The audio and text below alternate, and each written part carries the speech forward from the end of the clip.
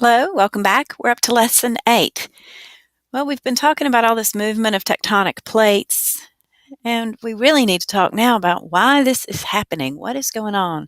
We've studied about the interior of Earth a little bit in a previous lesson, so you'll want to go over that again with students, because in this lesson, students are going to learn a strange truth, and that is that the same forces that cause weather cause movement of tectonic plates, and that's convection.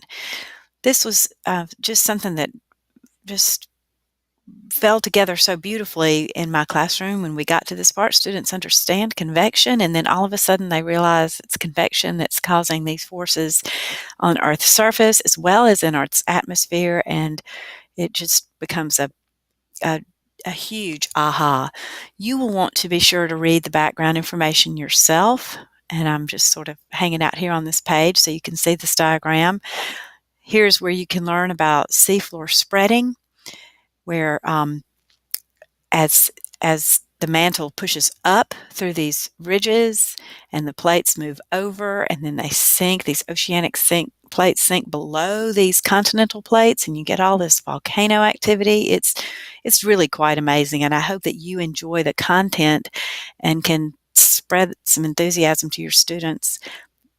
It's highly likely that you didn't learn this when you were in school, so it might be new to you, and if that's the case, enjoy. It's very interesting.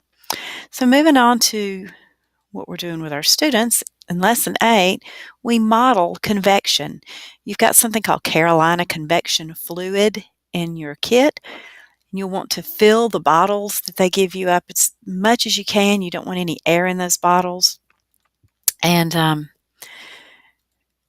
when you get to this inquiry where you're modeling this convection fluid, you tip your bottles over like this, put your tea candle under, and turn the lights off and shine the flashlight on your bottle, and you'll see just this beautiful swirling as these convection cells are just as clear as can be in this model. And your students will love this. It's awfully fun. The convection cells are just perfectly visible.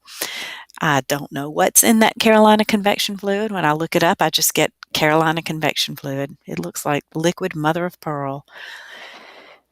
Students will enjoy seeing that for their own eyes, and then, of course, they may be able to apply it to things like lava lamps. This is also a time when the whole idea about continental drift is introduced, and a perfect place to bring in theory versus scientific theory, where students and perhaps some teachers are reminded that a personal theory may just be a conjecture or your own personal understanding of something or your idea, but a scientific theory is something that has been tested over and over and over again in the scientific community and has come to be accepted. That doesn't mean it can't be refined as time goes on, but a scientific theory is as good as it gets. A scientific theory cannot become a law. Laws are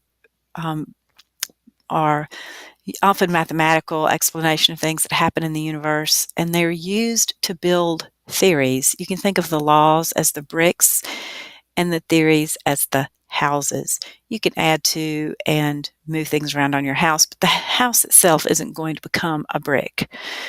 So a scientific theory is powerful. It's important. When people say, "Oh, that's just a theory," that shows a lack of understanding about what a scientific theory is. It should be more like, "Wow, that's a scientific theory," because it's not going to get any better than that.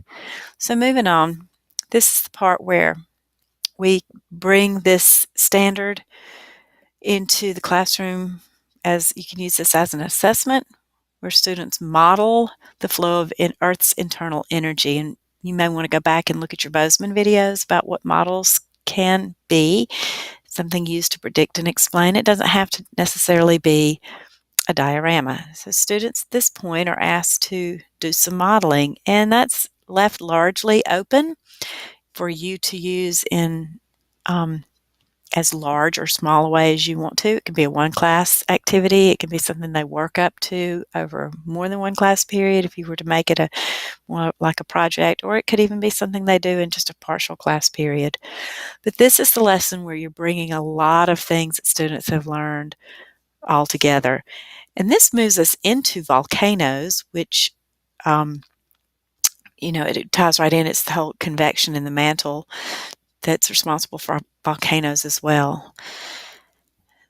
We'll stop here and move on to lesson 9 next.